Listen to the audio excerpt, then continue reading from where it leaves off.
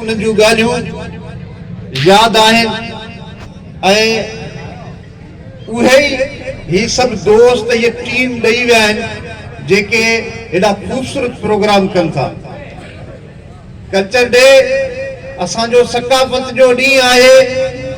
ये सकाफ़त सदियुनि जी आहे ऐं सिंधी क़ौम कुझु ॾींहं अॻु में सोशल मीडिया ते इस्लामाबाद में जेका यूनिवर्सिटी में प्रोग्राम सिंधी क़ौम कल्चर डे जे हवाले सां कयो आहे उहो एॾो त हलियो आहे, पूरी दुनिया खे मैसेज ॾिनो आहे त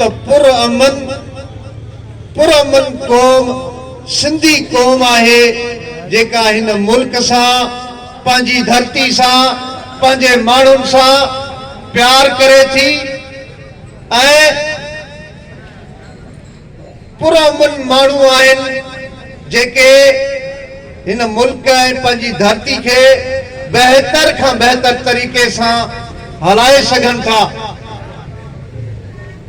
मगर हिते जेके असां सां मसला आहिनि उहे कुझु अनासर माण्हू हिन क़ौम खे हिन धरती जे रहंदड़ माण्हुनि खे पोइते करण जी कोशिश कनि था ऐं मुखालफ़तूं कनि था, रस्तनि ते रुकावटूं पैदा कनि था। उन्हनि खे हाणे यकीन थी वियो आहे त सिंधी क़ौम जागी चुकी आहे। ये सिंध जागे पई, ये जेके सिंधी माण्हू गॾिजा आहिनि ये जागनि पिया। हाणे उन्हनि खे इहा ॻाल्हि सम्झ में अची वई आहे त हे जेके एकता जा ॾींहं, हे कल्चर डे जा जेके ॾींहं असां मल्हायूं था इहे असां गॾु थी करे पंहिंजे मसइलनि खे हल करण जी कोशिश कयूं था। इंशाअल्लाह असां हिन कल्चर डे जे हवाले सां पंहिंजी क़ौम खे हिकु मैसेज ॾियण जे लाइ गॾु थियूं था। उहो मैसेज इहो आहे त अगरि असां पाण में तब्दीली आणींदासीं त असांखे तालीम जे रस्ते खे पकड़णो आहे। असां अगरि तालीम जे लाइ कोशिश न कंदासीं त असां में का बि तब्दीली न ईंदी। कंहिं सियाणे चयो आहे त जीअं तव्हां हिकिड़ो घर ठाहियो था, उन ते इन्वेस्ट कयो था, ख़र्च कयो था, इएं तव्हां अहिड़ा ई पैसा घर ठाहिण खां बहितर आहे त तालीम ते पंहिंजे बचनि जे मथां ख़र्च कयो। ये घर, ये शहर, या सिंध, यो मुल्क तॾहिं असां फतह करे सघूं था जॾहिं असां तालीम ते तवजो ॾींदासीं।